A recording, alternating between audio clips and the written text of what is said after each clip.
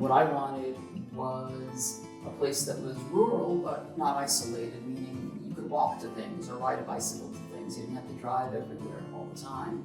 What Ed wanted was privacy. Karrie Jacobs. Ed Kratt. We are in Andes, New York. We started looking for an existing house and we just couldn't find anything we liked, and then we started looking at land. This house including the garage is about 2,000 square feet. It's not that big. I mean, we're not trying to build something extravagant, but we weren't cutting costs at every possible opportunity. I guess there were two basic things. One was the concept that there would be a noisy end of the house and a quiet end of the house, because Ed plays the drums. I also wanted to be able to play fetch off the porch. And you can, we do.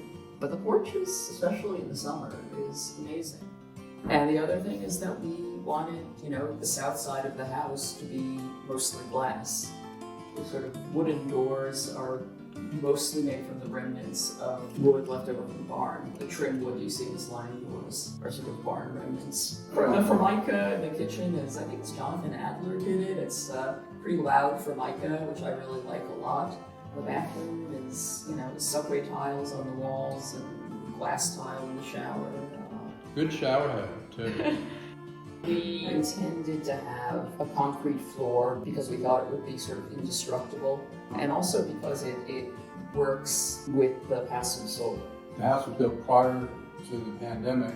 Once the pandemic hit, supply chains became an issue. Again, the only problem logistically with materials was the subs who had, especially the window sub, who had made an error in measurement or whatever. But I think we were really fortunate in a lot of ways.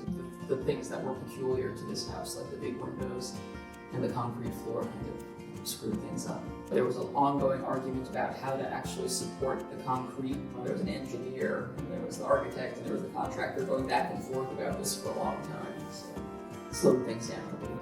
I worked on Dwell magazine, did the startup of Dwell, learned a lot about residential architecture and home building, and wrote this book about the perfect $100,000 house. This house is a product of all of that, except that this is not the perfect $100,000 house.